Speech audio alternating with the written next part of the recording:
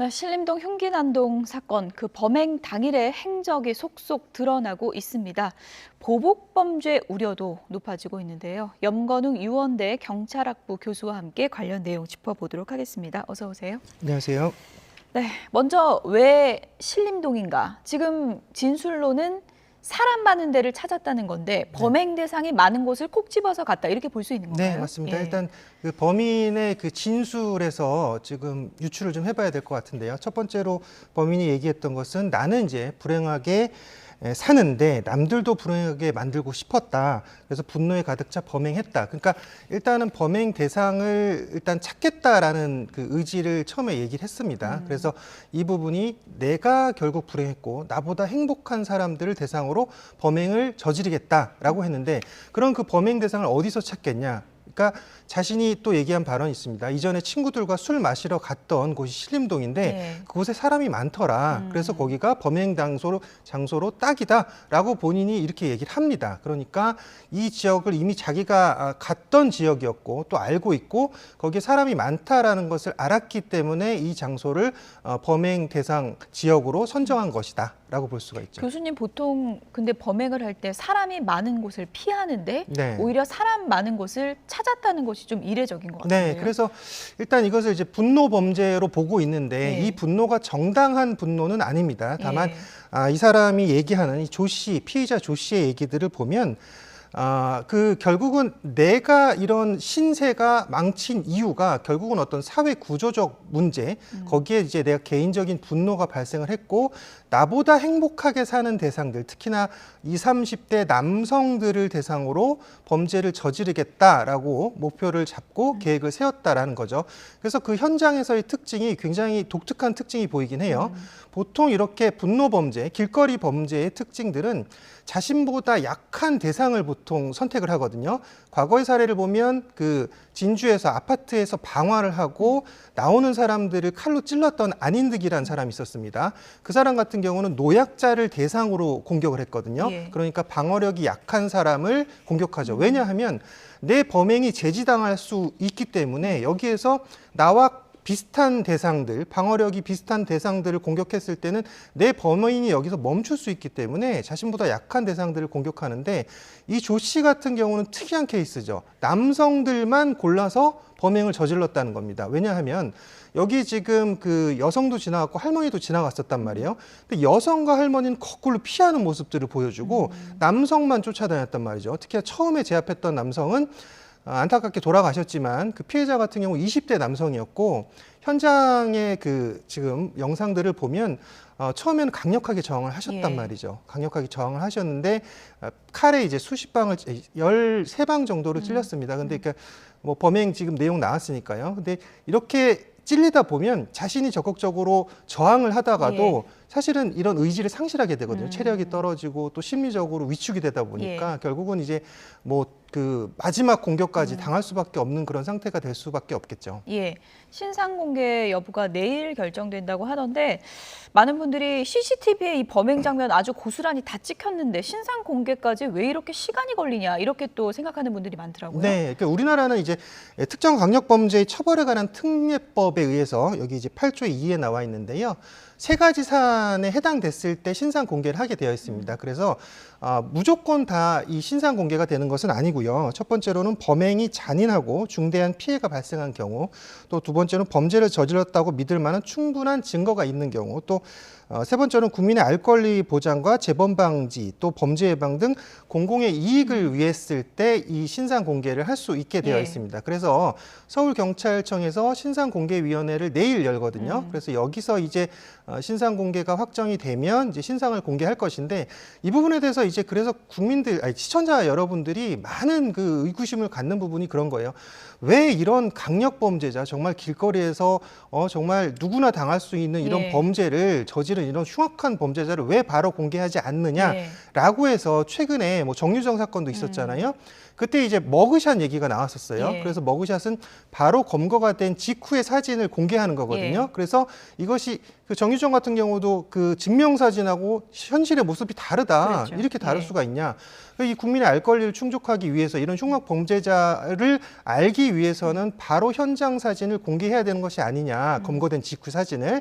이런 머그샷 논의가 있었습니다. 최근에. 하지만 지금 현재로서는 그 머그샷 공개 논의는 일단은 현재는 뭐 좀 유보 상태인 것 같아요. 근데 이제 미국에서 사례에서 이제 머그샷이 공개됐을 때는 이런 국민의 어떤 그 알 권리 충족과 정보 공개에 대한 부분이 충족이 되고 또 이런 흉악 범죄자에 대한 또 어떤 경각심을 예. 일깨울 수 있기 때문에 또 이런 부분을 좀 논의돼야 될 것이라고 신상 생각합니다. 공개가 뭐 절차적인 거는 지켜야 되겠지만 보다 신속하게 좀 공개할 수 있는 방안으로도 좀 개정이 됐으면 좋겠다는 이제 바람이 있고요.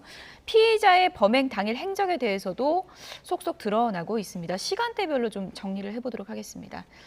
네, 지난 21일 낮 12시 3분 피의자가 주거지가 인천인데 인천에서 택시를 탄 후에 12시 59분 금천구에 있는 할머니 집에 도착을 합니다.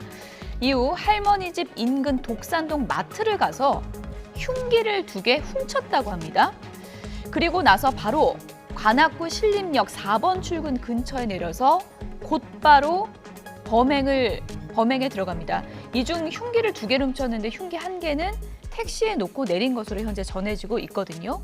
지금 낮 12시 3분부터 오후 2시 7분까지 정말 얼마 걸리지 않은 그 시간인데 보시기엔 어떻습니까? 이것을 어느 정도 계획된 범죄라고 봐야 될까요? 네, 일단은 계획된 범죄인 것이 아까 그 신림동이 아까 발언했어요. 자기가 예전에 술 마시러 갔더니 거기 사람이 많았더라. 그래서 범행 장소로 택했다라고 했고요.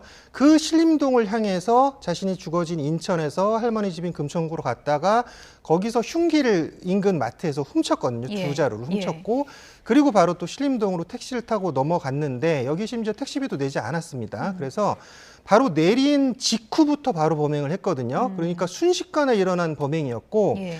거기서 4명의 그 피해자들에게 흉기를 휘두르는데 약 4분여 정도가 소요가 됐거든요. 그러면 한 명당 1분 정도의 범행 시간이 걸렸다라는 겁니다. 이것은 즉흥적이라고 보기가 좀 어려운 부분이죠. 그렇군요. 왜냐하면 이동 동선에서도 바로 신림동, 그 전에 흉기를 훔쳤다. 그다음에 신림동으로 이동했다. 그리고 4분 만에 범행을 저질러서 4명을 제압하고 찔렀다라는 것들을 봤을 때는 예. 명백한 계획범 범죄로 보이는 대목들이 있고요. 아마 여기에 이제 자신이 이제 그 있었던 여러 가지 그런 그 과거의 어떤 그런 폭력성들을 바탕으로 좀 자신감이 있었을 것 같아요. 예. 추가적으로 좀 말씀을 드리면 그 소년범 경력이 14건이 있었잖아요. 예. 그다음에 성인 범죄 경력이 3건이 있었는데 그 이제 거기서 이제 제가 추정하는 것은 이제 특히 성인범 경력에 있어서 이 그 신림동 10년 전이죠. 2010년도에 신림동에서 그 뭐 싸가지가 없다라는 말로 사람을 이제 그 때렸던 그런 상황이 있었거든요. 예. 근데 여기서 보면 그 자신의 폭력성을 모두가 두려워한다라는 자신감이 있었을 것 같아요. 그러니까 이게 소년범 때부터 이어졌던 어떤 폭력성이 교수님 잠시만요. 네. 그러니까 저희가 그래픽으로 좀 정리를 네. 했는데 보시면은 그러니까 13년 전인데 네. 관악구 신림동, 저 때도 신림동이었네요. 신림동 주점에서 소주병을 휘두르면서 폭행을 했는데 이때도 뭐 피해자를 특정한 게 아니고 아무나 이렇게 좀 폭행을 했다고 그러더라고요. 네, 그게 이제 A, B, C가 있었는데 A하고 싸움이 붙었는데 또 B하고도 싸움이 붙었는데 C가 옆에서 무슨 일이냐 했더니 C를 때린 거예요. 그러니까 아무 상관도 없는 사람을 소주병으로 때려버린 그런 상황이거든요. 예.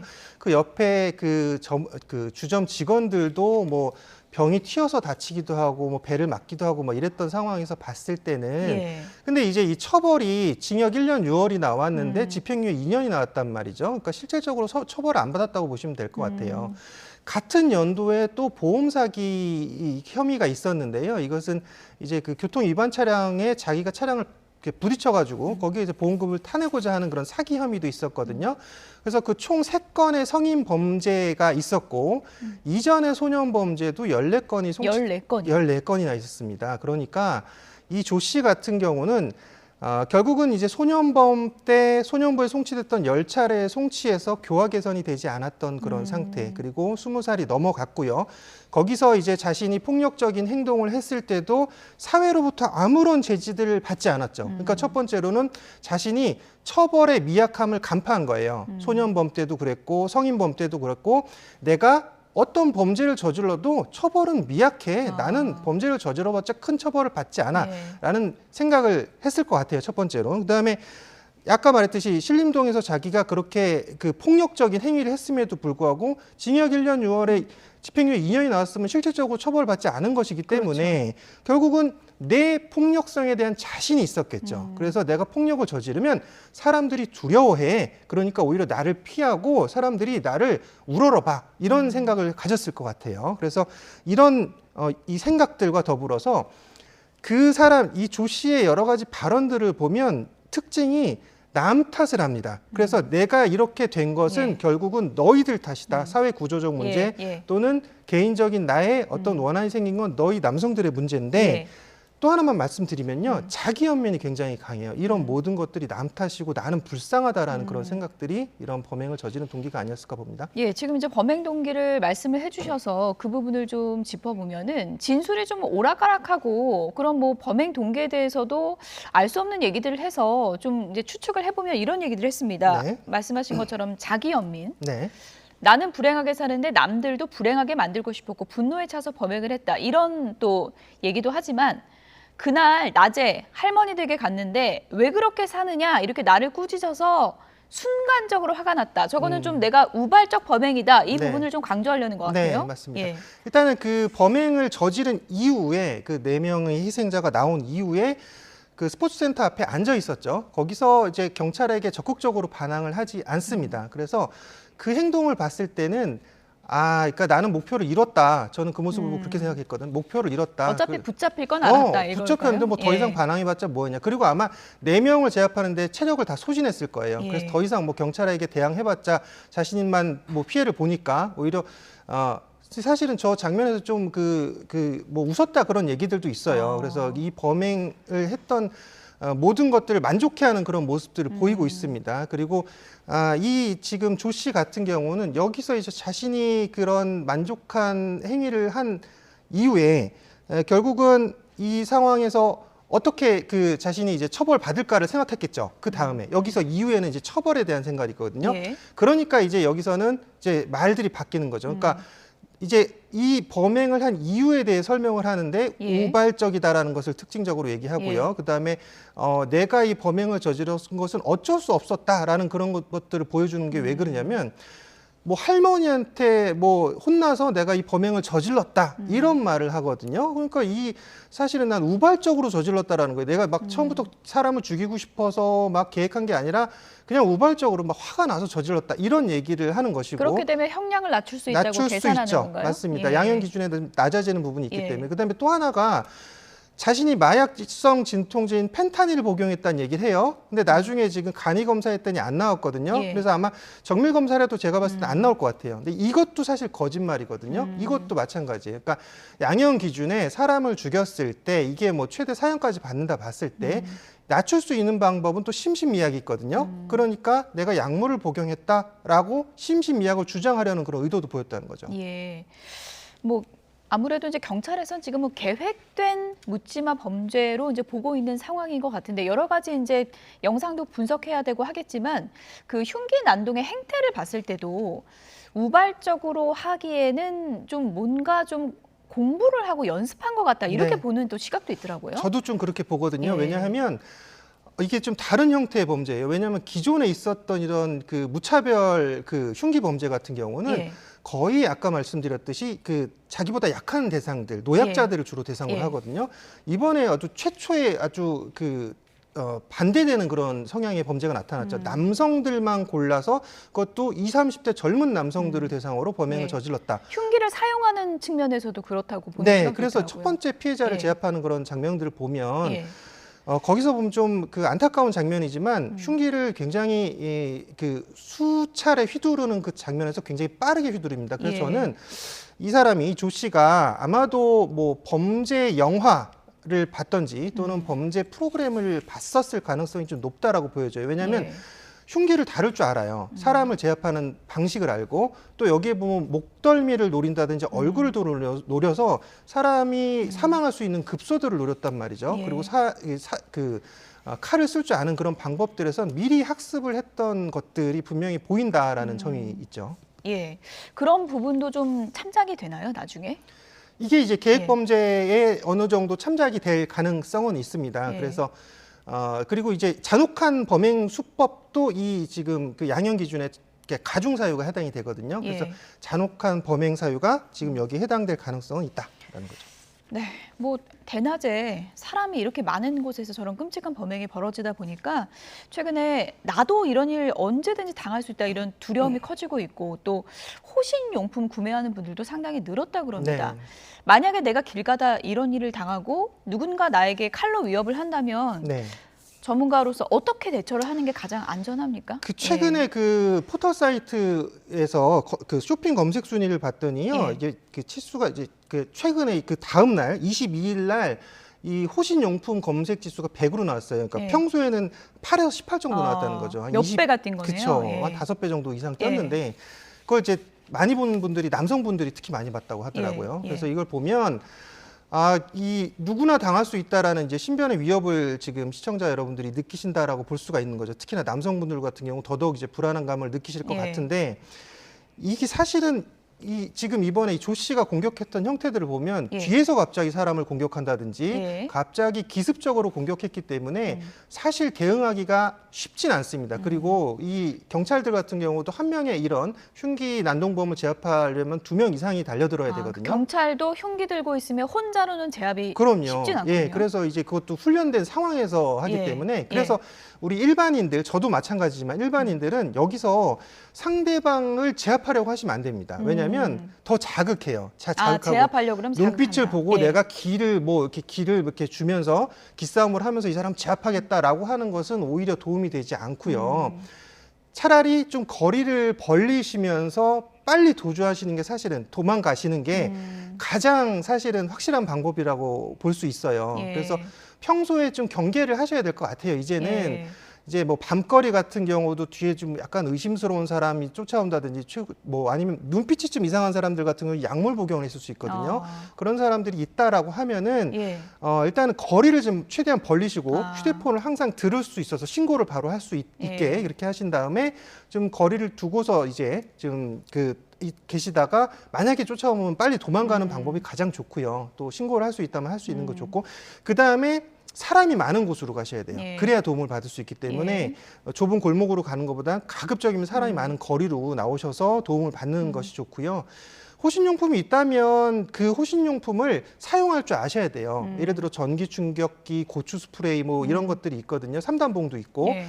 근데 실제로 이거 사놓고서 가방에만 놓고 다니면 실제로 사용하기는 어렵습니다. 찾다가 또 시간이 많이 흐를 그렇죠. 것 뭐 같기도 베개서 하고요. 꺼낸다든지 예. 이러면 사실 시간 걸리고 실제로 숙련되지 않으면 사용하니 못하는 그런 상황이 나올 수가 있고 오히려 그 흉기를 뺏겨서 내가 또 제압을 당하는 경우들도 그럴 수 있어요. 있겠군요. 그래서 결국은 아까 말씀드렸듯이 일단은 거리를 벌리고 그다음에 그 호신술 전문가들 얘기를 들어보니까 그런 얘기도 하시더라고요. 뭐 하체를 노려라, 넘어뜨려라 이런 얘기를 해요. 그러니까 골목에 막 달아가지고 결국은 내가 어쩔 수 없는 상황이면 하체를 넘어뜨려서 중심을 무너뜨린 상태에서 도망을 가라 이런 얘기도 예. 있더라고요. 그래서 뭐 그런 것들이 좀 참고가 됐으면 좋겠고요. 그다음에 결국은 이런 상황은 지금 묻지마 범죄는 지금 언제 어디서든 일어날 수 있다라는 걸 이제 알려준 대목이거든요. 그래서 하나 좀 말씀드리면 경찰에서 실시할 수 있는 불신검문이라는 게 있어요. 예. 지금 최근에는 많이 안 하는데 예. 이게 인권 문제 때문에 그렇거든요. 이런 불신검문을 좀 강화하면 좋지 않을까라는 좀 생각을 합니다. 그래서 이제 뭐 예를 들어 불법 집회를 하는 사람들이 뭐 흉기를 갖고 간다, 아니면 예. 몽둥이를 갖고 간다, 아니면 이렇게 흉기를 갖고 다니는 그런 사람들에 대해서 불신검문을 통해서 예. 그러니까 인권을 침해하지 않는 범위 내에서 이런 불신검문을 통해서 좀 예방할 수 있지 않을까. 그리고 또 경찰은 순찰을 좀 더 적극적으로 강화해야 되지 않을까 그런 생각도 좀 듭니다. 예, 그러니까 이제 정리를 해보면 아무래도 남성분들 같은 경우 운동 많이 하면은 본능적으로 칼에 찔리면은 반격을 할 수밖에 없는데 네. 가급적 흉기를 들고 있는 경우에는 반격보다는 도주를 해라 이 말씀이신 네, 거죠? 맞습니다. 예. 저도 뭐 마찬가지 생각이고 예. 호신술 전문가들의 의견을 들어도 그렇더라고요. 예. 이게 흉기를 든 사람을 그러니까 사실은 그런 경우는 있어요. 이렇게 주변에 막대기 같은 게 좀 긴 게 있으면 예. 좀 거리를 둘 수 있잖아요. 거리를 벌리면서 이렇게 좀 그러니까 그 거리를 유지할 수 있는 그런 상황이 예. 있다 보니까 막대기로 좀 이렇게 하고 아니면 뭐 상대방의 손등을 쳐라 뭐 이런 얘기가 있는데 예. 이게 사실은 좀 쉽지 않다는 거죠. 그러다 보니까 결국은 최대한 하여튼 거리를 벌리시고 빠르게 도망을 가시는 것이 가장 좋은 방법이다, 현명한 예. 방법이다라고 보여집니다. 이번에 신림동 사건으로 안타깝게 희생된 20대 남성의 유족분들이 그 피해자를 사형해달라 이렇게 네. 청원까지 올릴 정도로 지금 아주 원통해하는 그런 상황입니다. 네. 사형 선고 가능성은 어떻게 보세요? 그 피해자분이 정말 착하게 사셨더라고요. 저도 내용 봤는데 좀 네. 너무 안타깝고요. 저도 저 청원에 정말 공감합니다. 충분히 공감한데 다만 우리나라 이제 사형제도가 존재합니다. 형법상에 있는데 이게 우리가 1997년에 마지막으로 사형이 집행이 되었고 현재는 실질적 사형 폐지 국가로 분류되어 있어요. 예. 그러니까 이게 1949년 7월 14일부터 1997년 12월 30일까지 사형이 집행됐고 전체 920명이 집행됐는데 1997년 12월 30일에 마지막 사형이니까 23명을 동시에 집행했어요, 사형을. 예. 근데 이제 그 우리가 사형이 집행이 안 되는 이유를 잠깐 말씀을 드리면 예, 간략하게 네, 부탁드릴게요. 간략하게. 첫 번째는 이제 생명을 침해했을 때 과연 되돌릴 수 있냐. 만약에 잘못된 판결이었을 아. 때. 첫 번째 그거고요. 두 번째는 이제 외교적 문제인데 예. 이게 이제 범죄인 인도 조약이었던 유럽 연합하고 거기서 이제 그 사형 집행 국가는 무역 협정을 하지 않는다라는 그런 내용들이 있어요. 그러다 보니까 실질적으로 지금 159개 세계 국가 중에서 35개 국가만 사형을 유지하고 있거든요. 그래서 이 부분은 저도 심정적으로는 굉장히 참사하는 바입니다. 사형이 있다라고 하면 이게 그 어떤 형벌의 강력함을 보여줄 수 있다라는 부분은 분명히 있어요. 예.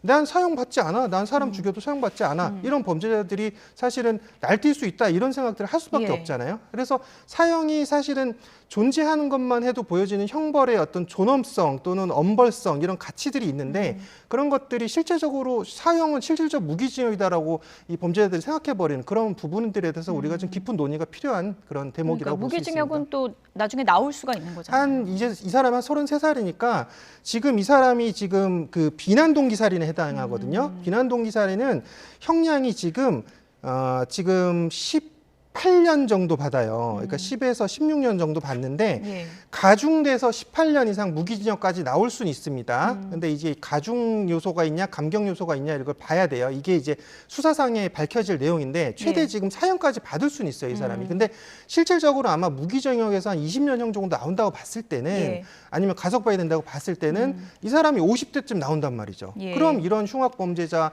묻지마 범죄자, 이런 그 분노형 범죄자, 사회 분노형 범죄자를 이 사람이 50대 때 다시 풀려나면 과연 어떻게 우리가 제어를 하고 통제를 하고 이 지켜봐야 되냐. 과거에 우리가 조두순 사건 때 봤잖아요. 예. 그래서 고민할 부분이다라고 보여집니다. 예, 언젠간 또 거리를 활보할 수 있다는 거 생각하면 지금부터 불안하긴 한데요. 사형제도에 대한 깊이 있는 논의가 다시 한번 필요할 것 같고요.